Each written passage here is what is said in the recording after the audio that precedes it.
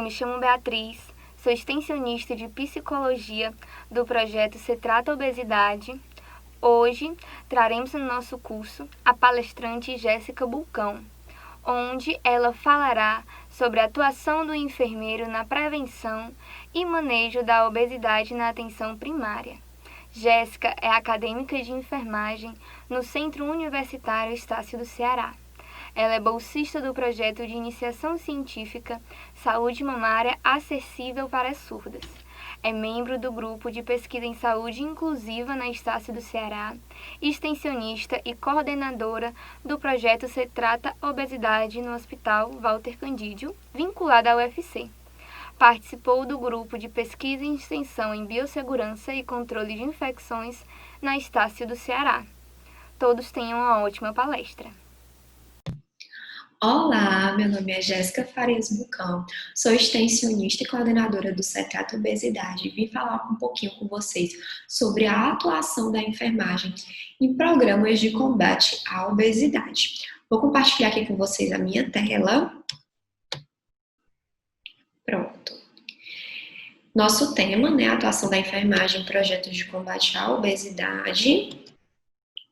Eu trago logo de início, né, as considerações da OMS, que é a Organização Mundial da Saúde, sobre a obesidade, né? A OMS ela vai dizer que considerar, na verdade, a obesidade como uma epidemia mundial que está vinculada principalmente à cultura alimentar e à prática da atividade física, certo? No Brasil, o sobrepeso e a obesidade ele vem aumentando em todas as faixas etárias e em ambos os sexos, em todos os níveis de renda, né? Historicamente, a obesidade era um problema de classes mais abastadas, né? De pessoas que tinham uma renda realmente maior. E hoje em dia, a gente vê que deixou de ser um problema das classes mais abastadas, né? A obesidade ela também tem sido apontada como um dos principais fatores de risco para doenças cardiovasculares e diabetes mellitus, né? Se você entrar em qualquer site de pesquisa de artigos científicos e pesquisar sobre o título obesidade, você vai ver que existe N artigos falando sobre como a obesidade pode reverberar, né, em questões vasculares, né, e endócrinas, certo? A obesidade e o SUS, né, o Sistema Único de Saúde. Nas últimas décadas, houveram grandes transformações no modo de vida da população brasileira, devido a mudanças no cenário político, econômico, cultural e social também, né? Por exemplo, atualmente a gente vem vendo um crescente movimento fitness, né, na população. As pessoas estão aí começando a se importar mais com o que comem e também estão buscando praticar mais atividades físicas, né? As principais doenças que atualmente acometem os brasileiros deixaram de ser doenças agudas e passaram a ser as doenças crônicas. A obesidade é considerada um fator de risco para essas doenças crônicas mais prevalentes na população. E quem seriam essas doenças, né? Hipertensão arterial e o diabetes mellitus. Nesse contexto, né, o SUS ele vai trabalhar em cima de 3 pilares para conseguir melhorar a qualidade de vida desse obeso. E são eles: a criação de políticas públicas de combate à obesidade. Em 1999, você vai ter aí pelo Ministério da Saúde a criação da Política Nacional de Alimentação e Nutrição, que vem para definir as diretrizes para organizar as ações de prevenção e tratamento da obesidade no SUS, né? Como a gente vem tendo essas mudanças, né, esses movimentos ao longo dos anos de cultura e na sociedade, em 2002 foi inclusive necessário haver uma revisão dessas políticas, certo? Em 2000, o Ministério da Saúde vai estabelecer uma linha de cuidado para a obesidade como parte da rede de atenção à saúde das pessoas com doenças crônicas. É impossível você intervir Na perspectiva da hipertensão e do diabetes mellitus, sem você acabar mexendo um pouquinho na alimentação dessa população. A medicação sozinha, ela não consegue fazer milagre, ela precisa ser ajudada. E aí a gente vai ajudar como? Com a alimentação. A gente vai ter também a criação e publicação do Guia Alimentar da População Brasileira no ano de 2006. E aí ele vai vir com as primeiras diretrizes alimentares oficiais para a população brasileira, certo? Ele traz uma proposta, inclusive, de ser um pouquinho mais acessível, né? Eu não posso dizer que uma pessoa completamente leiga, ela vai conseguir ler esse guia e sem nenhuma orientação colocar em prática as orientações que contém nele, mas ele traz essa perspectiva realmente de ser um pouquinho mais acessível à população. E aí a gente vai também trabalhar a questão da educação em saúde, que é um dos pilares do SUS, é você empoderar o seu paciente, né? Empoderar a população realmente e você fazer com que ela seja o principal protagonista da sua saúde, até porque a pessoa mais interessada na sua saúde é você mesmo. E aí eu vou trazer a realidade das educações de saúde, né? Palestras, rodas de conversa, orientar esse meu paciente para que ele mesmo saiba fazer as escolhas no dia a dia. E aí, como a enfermagem atua na prevenção e tratamento da obesidade? Na verdade, atualmente não existe nenhum programa do SUS que seja voltado diretamente à obesidade, que o enfermeiro participe, né? Pelo menos não que eu tenha conhecimento. Então, assim, a enfermagem ela vai trabalhar muito em cima de 3 eixos, que é a educação em saúde, as orientações nutricionais e os programas de atenção básica. Como assim? A enfermagem ela vai dar algumas orientações nutricionais pontuais em alguns programas da atenção básica, né? Dentro da perspectiva da atenção básica, a gente vai ter os programas de saúde da criança, né, de puericultura, onde a gente vai ter a introdução alimentar. E aí toda essa introdução alimentar é realmente realizada pelo profissional médico e pelo enfermeiro, né? É explicar quantas colheres de comida essa criança vai comer, qual alimento ela vai ser colocado, vai ser oferecido para essa criança em qual faixa etária, certo? A gente também vai trabalhar muito a alimentação na perspectiva do programa de hiperdia, que é o programa de combate à hipertensão e ao diabetes, né? E aí eu vou trabalhar como? Explicando como é que eu faço um sal temperado, né? Para ver se esse paciente vai diminuir a quantidade de sal na alimentação. É eu explicar que o temperinho mágico conhecido, né? Conhecido por eles, que é aqueles temperos prontos, né? Que bota no arroz, bota no feijão, bota em todo canto. E assim, ele é rápido, ele é prático, que ele não é tão bom, né? E que às vezes é melhor você temperar com sal, colorau, enfim, com os temperos mais naturais do que usar ele e explicar o porquê. Porque a partir do momento que eu digo para o meu paciente que o mais prático não é o melhor, eu tenho que oferecer a ele a informação do porquê. Por que colocar aquele temperinho pronto na panela que eu não preciso ter muita dor de cabeça? Não é tão legal quanto eu ter que comprar sal, colorau, tomate, cebola para temperar uma única comida, né? E aí eu também vou trabalhar a alimentação muito no programa de saúde da mulher, na questão do pré-natal, né? A enfermagem, ela tá realmente inserida na rotina de consultas do pré-natal. E aí a gente faz muito o quê? A avaliação do IMC, certo? E na avaliação desse IMC, quando a gente nota uma gestante com baixo peso ou com sobrepeso durante a gravidez, a gente precisa orientar, né? Trazer saídas para que ela consiga sozinha realizar esse controle alimentar dela. E aí eu chamo a atenção para um detalhe muito importante, que a prescrição de dieta é diferente de orientação nutricional. Você, como profissional enfermeiro, nunca, jamais, em hipótese alguma, vai poder entregar um papel para o seu paciente dizendo, no café da manhã você vai comer tantas bolachas, você vai tomar suco de tal coisa, no almoço você vai comer tantas colheres de arroz, você vai comer tantas gramas de frango, Por quê? Porque isso é uma prescrição dietética e isso é uma atividade privativa do profissional nutricionista, né? Se eu realizar isso, eu estou fazendo um exercício ilegal da profissão de nutricionista, que é crime, né? E prescrição é diferente de orientação nutricional, que é o que a gente pode fazer, que na verdade qualquer profissional da área da saúde que esteja habilitado, que tenha conhecimento, pode fazer, né? Que não é uma atividade privativa do profissional nutricionista, e aí você pode fazer tranquilamente. E aí, para você fazer suas orientações nutricionais, é realmente necessário que você esteja capacitado, que você saiba o que você está orientando.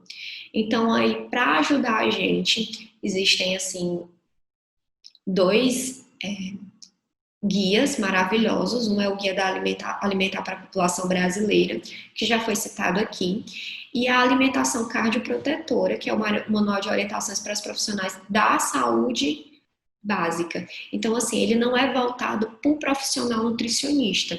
Então, qualquer profissional inserido dentro da atenção básica, ele pode realmente utilizar esse material para fundamentar suas orientações nutricionais.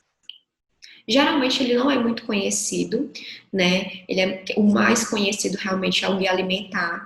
E aí, por isso, eu vou falar um pouquinho mais sobre esse da alimentação cardioprotetora, certo?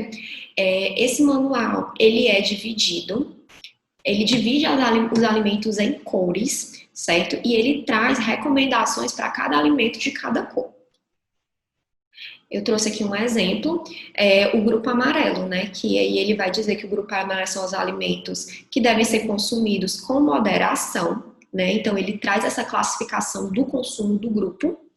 E aí ele também vem explicando quem são os alimentos que fazem parte do grupo amarelo, né? Nesse caso aqui é o pão, cereal, macarrão, os tubérculos cozidos e farinha. Ele é, assim, realmente bem acessível e bem didático. E aí, dentro dessa perspectiva, eu trago uma pergunta, né? É mais saudável comer pão carioquinha, que é o pão francês, ou pão de forma? Né? Geralmente, nas dietas é passado muito pão de forma, né? As pessoas, quando fazem dieta, a primeira coisa que elas dizem é: ai, troquei o meu pão carioquinha por pão de forma. Então, pasmem agora. O pão francês, que é o pão carioquinha, ele é um pão processado. E o pão de forma, ele é um pão ultraprocessado. Então, teoricamente, seria melhor eu comer o meu pãozinho francês do que o pão de forma, certo? E aí, assim, ele traz várias classificações de alimentos dessa forma, né? Comparações realmente que facilitam bastante na realidade do nosso dia a dia. E aí, logo abaixo, ele vem explicando o porquê que o pão francês seria menos agressivo do que o pão ultraprocessado, que é o pão de forma. E aí ele vem dizendo que, embora os dois tenham a base de farinha, né, o pão ultraprocessado, ele vai trazer alguns aditivos químicos que o pão francês não vai ter, certo?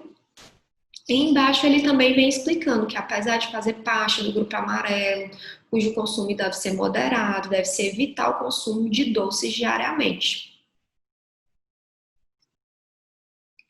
E aí, eu vou trazer um pouquinho sobre a enfermagem na perspectiva do Cetrata, né?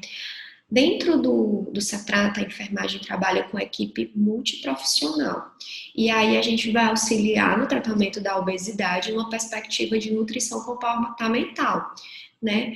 Que é aquela nutrição que está muito voltada à psicologia, né? Aos sentimentos que o paciente vai ter com relação à alimentação dele. Nessa perspectiva, a gente vai trabalhar com a orientação nutricional, né? É eu explicar que não é um crime meu paciente querer comer o pão carioquinha ao invés do pão ultraprocessado, por exemplo, que é o pão de forma. Eu vou fazer consultas interdisciplinares, né? A realidade do Cetrata atualmente é o quê? 2 profissionais dentro de uma sala. E aí, dependendo da necessidade do meu paciente, eu vou manejar essa equipe. Meu paciente tem uma necessidade maior de ser atendido por um psicólogo e um nutricionista. Entra o psicólogo e o nutricionista, né? E a educação em saúde, né? O CETRATA, ele trabalha também com grupos, né? A gente tem a formação de grupos, e aí dentro desses grupos a gente faz várias educações em saúde sobre N temas, não só ligados à obesidade em si, certo? E aí a enfermagem está aí à frente, ajudando nessas educações em saúde, né? Promovendo palestras, atividades. E aí eu trago um pouquinho das nossas atribuições, né, mais específicas dentro do serviço do CETRATA, certo? Que é verificar e acompanhar peso, pressão arterial e glicemia capilar, né? Não é interessante eu aferir pressão, né, e verificar peso só por verificar ou por aferir. Eu preciso realmente acompanhar. Então, dentro da perspectiva do CETRATA, a enfermagem tem algumas fichas de acompanhamento individual de cada paciente, né? Todo atendimento desses pacientes são pesados, a verificação da pressão arterial e dependendo da indicação da glicemia, da indicação médica, né, da glicemia capilar também. E aí a gente fica acompanhando. Como é que está essa pressão? Essa pressão está subindo? Essa pressão está baixando? Será que a medicação desse paciente está legal? Né? O paciente teve uma mudança de medicação, mas eu noto que a pressão arterial dele continua na altura. Então, será que esse paciente está tomando essa medicação direito? Né? E aí a gente também vem para auxiliar em capacitações da equipe. Logo quando eu entrei no CETRATA, não era uma realidade a gente verificar a pressão arterial semanalmente durante os atendimentos. Então, assim, a gente teve que iniciar esse processo, até porque a verificação da pressão é bastante importante, né, dentro da perspectiva do tratamento da obesidade, já que a hipertensão é uma doença que anda, assim, casada com a obesidade. E aí, alguns profissionais do CETRATA, como os psicólogos, não tinham tanta familiaridade com os aparelhos. E aí, realmente, a gente precisou parar e explicar. Olha, tu vai colocar a abraçadeira do aparelho assim. Quando for medir a pressão, tu vai pedir para o paciente descruzar as pernas, tu vai medir na altura do coração. Enfim, a gente teve que fazer realmente uma capacitação. E isso sempre acontece, sempre que necessário, né? A gente investiga também possíveis comorbidades comuns na obesidade, né? É aquela história, se eu estou acompanhando o peso, a pressão arterial e a glicemia desse meu paciente, então eu tenho como saber se essa pressão está aumentando. Se esse paciente vive com a pressão arterial alta e ele não tem um diagnóstico de hipertensão arterial, provavelmente ele é hipertenso e ele ainda não recebeu o diagnóstico. Então, a gente fica realmente observando e, caso tenha necessidade, ele é encaminhado a um especialista para poder dar o diagnóstico e começar o tratamento dele, certo? A gente também verifica a necessidade de realizar exames laboratoriais e de imagem, né? Não é a nossa realidade passar a prescrever algum exame. Então, o paciente chega, há muito tempo ele não faz hemograma, ou então ele está com uma dor, né? E aí a gente conversa dentro da equipe e, caso seja necessário, é solicitado esses exames para o paciente fazer, né? A gente também realiza orientações pertinentes a cada paciente. Dentro do CETRATA, a gente tem um grupo de mulheres muito maior do que o público masculino, né? Na verdade, atualmente a gente só tem mulheres no CETRATA, né, como pacientes. E aí, uma das coisas bastante comum que a gente vê é o que? O agravamento dos sintomas da menopausa, por exemplo. E aí eu sempre vou direcionar as minhas orientações em cima das queixas das minhas pacientes. Eu não vou orientar a uma paciente que não é diabética e hipertensa sobre uma alimentação mais específica do diabético e do hipertenso, né? Ela não tem essa necessidade. E aí a gente também vai participar das discussões de caso. Nem sempre o profissional de enfermagem consegue estar dentro da consulta, né, realizada, e aí no final das consultas a gente geralmente debate. E aí, eu achei interessante, a paciente está com uma dor no local tal, ou então a paciente está tomando a medicação e não está fazendo efeito. E aí a gente acaba acendendo a luzinha de atenção para outros profissionais. E aí a gente vai debatendo e vai discutindo, e aí vai vendo como é que cada profissional da nossa roda, né, pode contribuir para aquele paciente, mesmo que indiretamente. E aí, quando realmente a gente vê a necessidade de algo mais pontual, de realmente chegar junto, digamos assim, aí a gente, né, no próximo atendimento, vamos supor, a enfermagem vai entrar, porque realmente precisa ser conversado como é que está sendo feita essa medicação. Certo? E é isso que eu queria falar com vocês, né? Eu acho que o programa, o Cetrata, é bastante interessante, é uma vivência muito rica para quem está na obesidade, quem está pleiteando aí conhecer um pouco mais sobre a obesidade, né? A vivência com a equipe multiprofissional, ela é muito rica, principalmente para o enfermeiro, que geralmente não tem uma disciplina realmente voltada para a nutrição. E aí, quando a gente chega na realidade dos serviços de saúde, a gente acaba precisando entender bastante sobre os aspectos nutricionais, né? E a gente acaba também realizando bastantes orientações nutricionais. Então, programas como esse são muito ricos para o nosso currículo, certo? São muito enriquecedores.